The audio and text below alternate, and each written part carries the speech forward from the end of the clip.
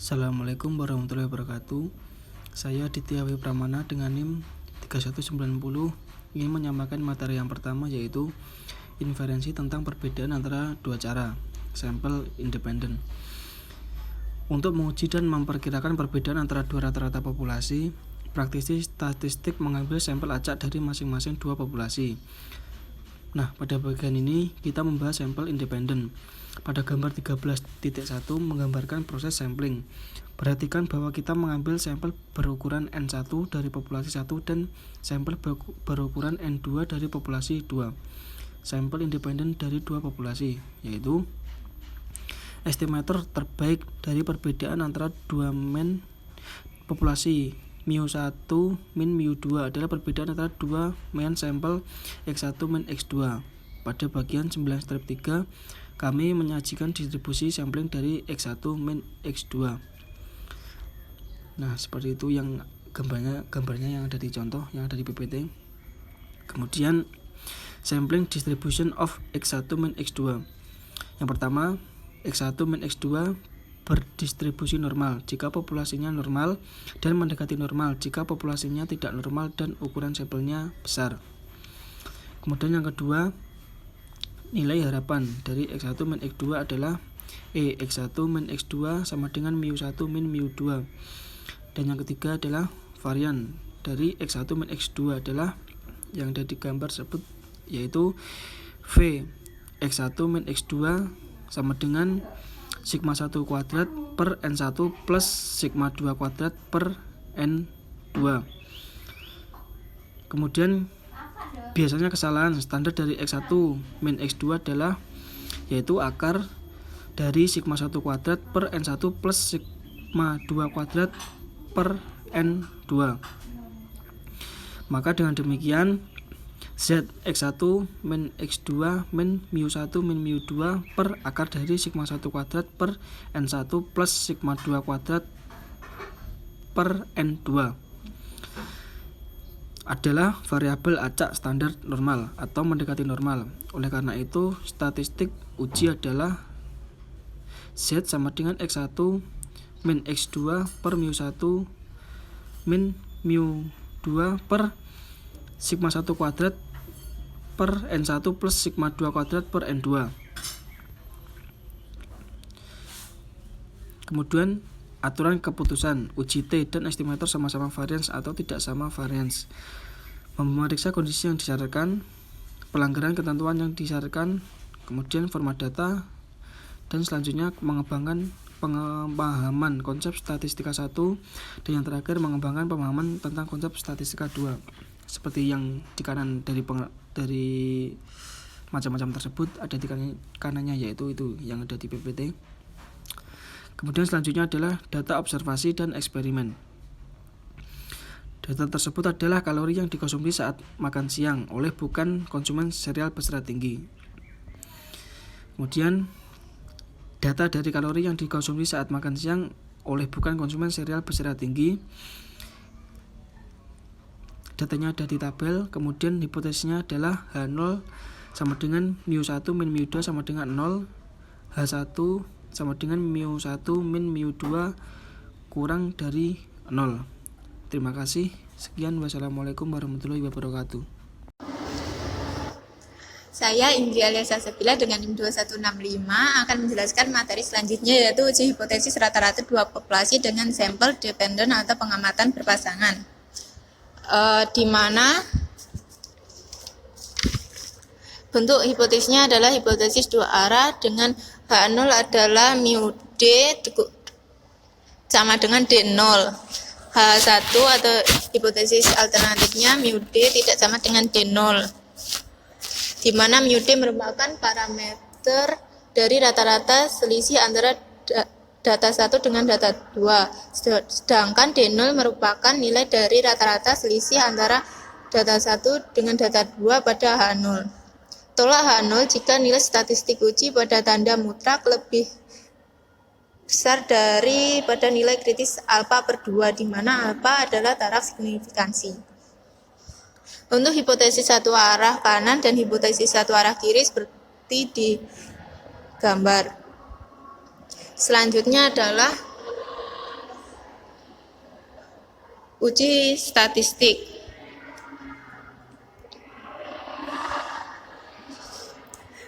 T sama dengan D bar dikurangi D0 per SD dibagi akar N, di mana nanti pengubah acak ini berdistribusi T dengan derajat bebas N kecil. Cara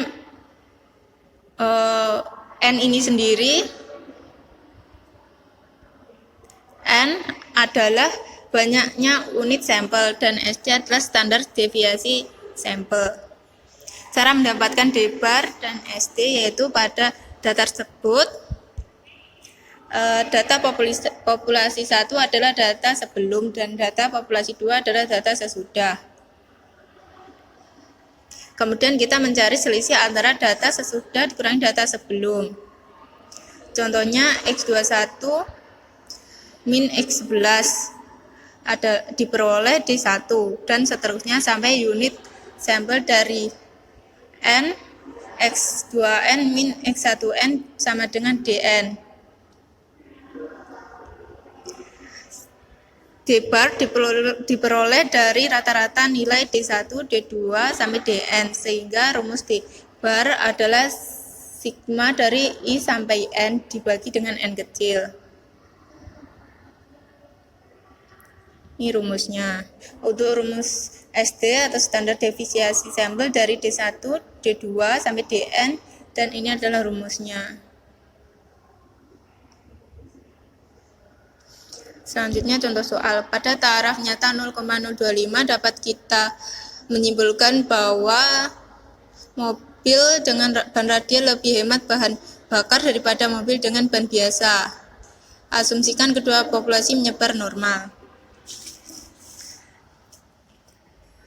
Kalau mobil dengan ban radial lebih hemat bahan bakar daripada mobil dengan ban biasa, artinya jarak tempuh yang bisa dicapai mobil dengan menggunakan ban biasa itu lebih pendek dibandingkan dengan kendaraan ban radial dengan diberikan jumlah bensin yang sama. Sehingga sama saja pertanyaannya adalah apakah rata-rata jarak tempuh mobil ban biasa dikurang jarak tempuh mobil ban radial itu kurang dari 0. Sehingga uji hipotesisnya adalah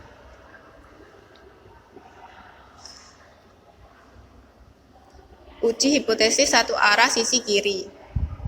Untuk mencari D1 adalah nilai ban biasa dikurangi nilai ban radial. Dan ini hasilnya. Terus untuk alfa, untuk taraf signifikansinya 0,025, sehingga nilai kritis yang digunakan adalah min T 0,025 dengan derajat bebas N dikurangi 1 atau 12 dikurangi 1 sama dengan 11 diperoleh nilai kritisnya min 2,201. Dapat juga menggunakan aplikasi ini. Ini 11. Kita menggunakan yang ini. 11 ini kita dari yang kedua ini kita isi 0,025, selesai. Hasilnya min 2,2009 dibulatkan menjadi min 2,201. Selanjutnya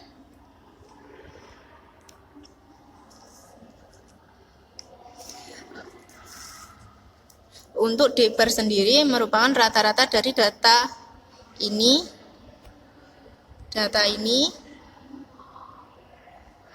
diperoleh 0,198. D bar diperoleh 0,142.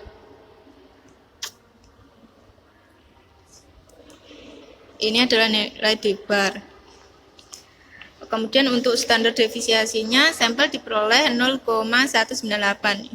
Ini kita tinggal masukkan saja. Ini hasilnya. Kemudian pada hipotesis uji T hitung tinggal kita masukkan nilai D bar min D0 per SD dibagi akar N, di mana D0 sama dengan 0 berdasarkan dari hipotesisnya. Dengan hasil min 2,484. Karena hipotesisnya satu arah kiri, maka wilayah tolaknya adalah di sebelah kiri. Di sini ada nilai kritisnya yaitu min 2,201 dan min 2,484 ini adalah nilai hitung. Karena T hitung termasuk nilai ditolak, keputusannya tolak H0. Kesimpulannya, ada cukup bukti untuk mengatakan bahwa dengan ban radial lebih hemat bahan bakar dibanding dengan ban biasa. Sekian, terima kasih.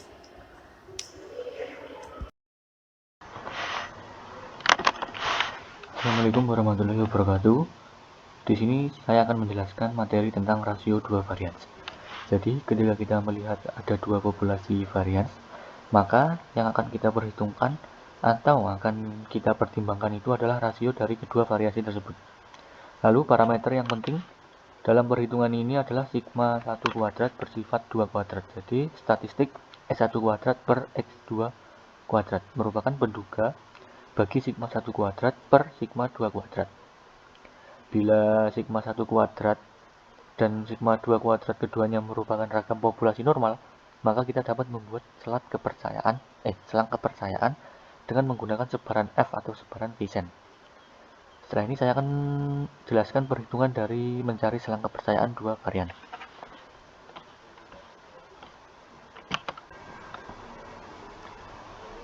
Lalu parameter untuk mengukur rasio varians yaitu dengan rumus sigma 1 kuadrat per sigma 2 kuadrat. Dengan F di sini didapatkan dari sigma 2 kuadrat dikali S1 kuadrat per sigma 1 kuadrat dikali S2 kuadrat. Dengan sebaran Poisson yaitu F1, F2. F1 di sini didapatkan dari N1 min 1, sedangkan F2 didapatkan dari N2 min 1.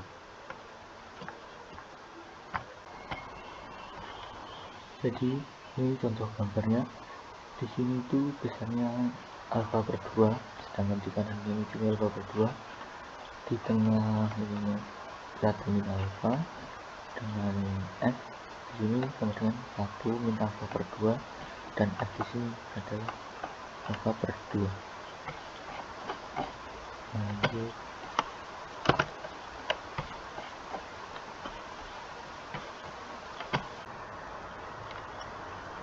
Ini adalah rumus dari rasio varians dan confidence interval.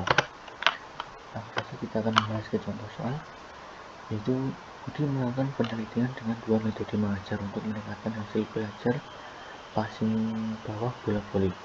Kelompok A dengan metode mengajar bagian dan kelompok B dengan metode mengajar keseluruhan, di mana masing-masing kelompok terdiri dari 10 orang.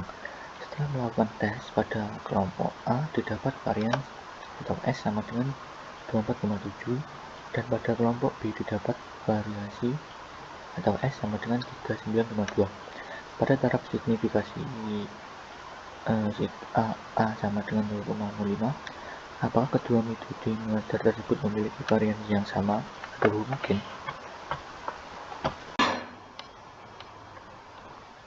Langkah pertama yaitu penentuan hipotesis.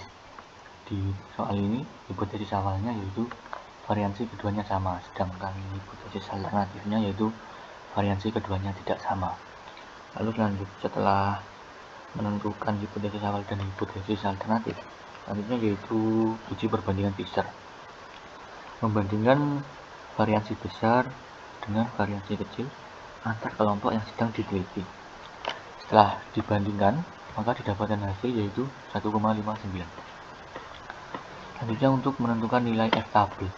Untuk menentukan nilai F tabel di sini kita dapat melihat tabel Fisher dengan parameter tingkat signifikasi sama dengan 0,05, derajat bebas 1 dan 2 yang didapat dari jumlah sampel 10 ini dikurangi dengan 1. maka didapatkan hasil nilai F-table yaitu 3,18.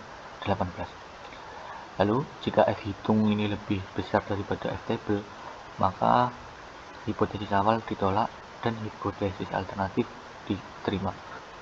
Jika F hitung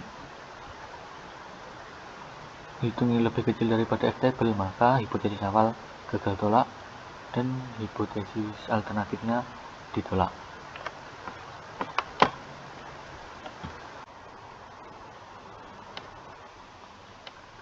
Jadi karena nilai F hitung di sini lebih kecil daripada F-table, yaitu 1,59 lebih kecil daripada 3,18, maka hipotesis awal atau HO diterima atau gagal tolak.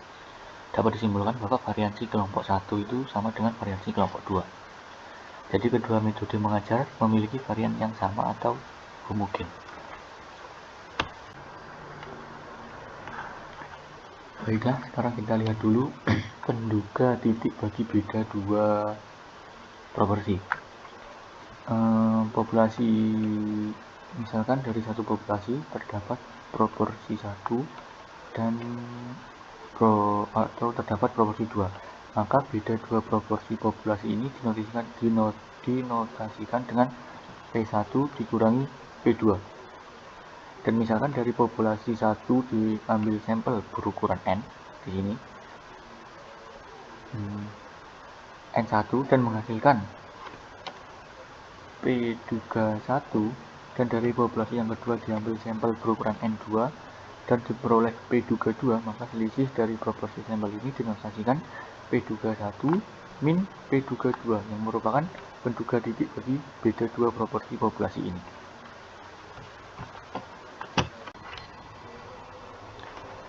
Jadi penduga titik bagi P1 min P2 adalah P21 min P22. P21 di sini didapatkan dari X1 min N1, sedangkan P22 didapatkan dari X2 min N2 dengan keterangan seperti yang dijelaskan. Baik, kita lihat selang kepercayaan bagi beda dua proporsi populasi. Misalkan ini adalah sebaran atau distribusi dari penduga titik bagi proporsi, yaitu P21 min P22, dan daerah yang dihasil ini adalah harapan selang kepercayaan yang mencakup nilai parameter sesungguhnya P1 min P2 dengan memiliki confidence level sebesar 1 min alfa, sehingga di ujung ini adalah alfa per 2, ini alfa per 2 dan alfa per 2.